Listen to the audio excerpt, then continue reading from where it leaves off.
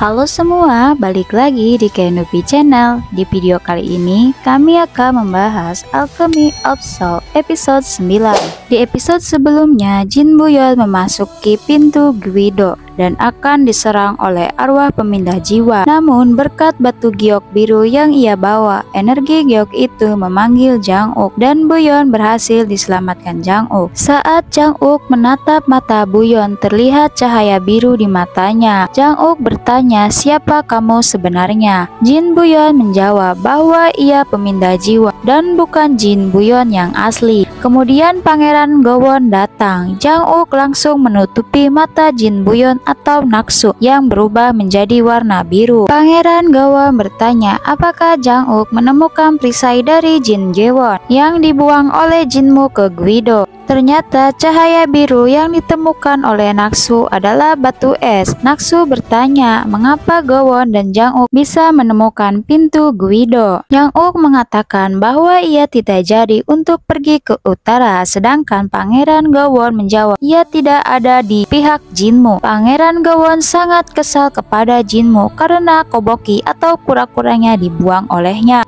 Dan ternyata kura-kuralah yang menunjukkan pintu Guido kepada Jang Uk.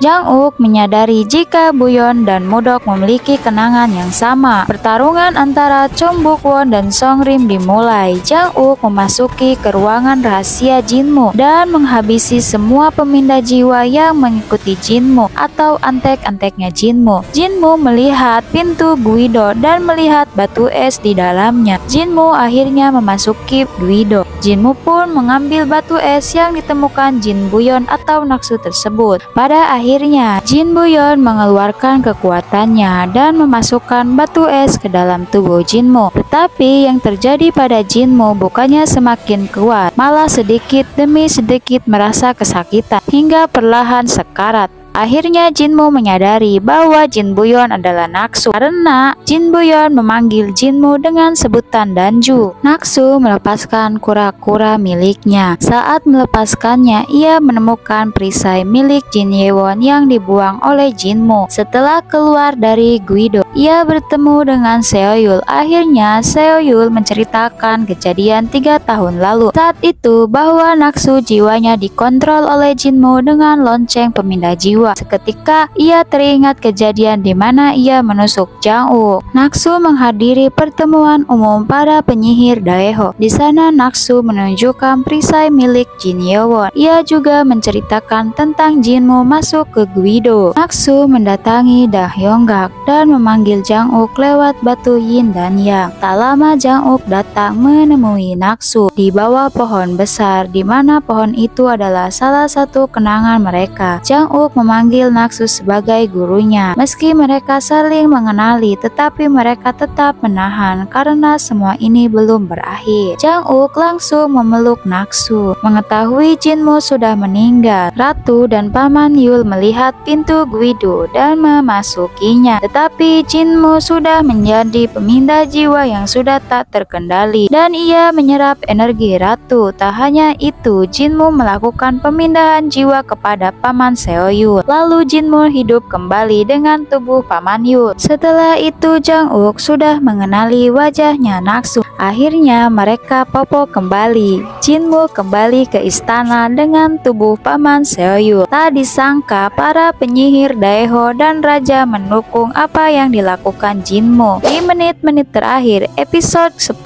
kita dikagetkan dengan 3 lambang di peti mati yang berada di Song Rim. Lambang tersebut milik keluarga Jin, keluarga Seo, dan lambang dari keluarga Seo. Kemungkinan yang meninggal adalah Park Jin, Kim Do Ju, dan Jin Hogyang, atau mungkin dari keluarga Seo adalah Seoyul. Kemudian burung api akan terbangun apapun yang terjadi. Karena burung api tersebut dikeluarkan, kemungkinan Jin Hogyang lah yang meninggal karena ia yang melindungi burung api tersebut. Bagaimanapun caranya, Jin Hogyang adalah pemimpin terbesar dari Jin Jaewon. Ia harus melindungi burung api tersebut. Namun burung api tersebut berhasil dikeluarkan oleh Jinmu hingga menyebabkan nyawanya menghilang.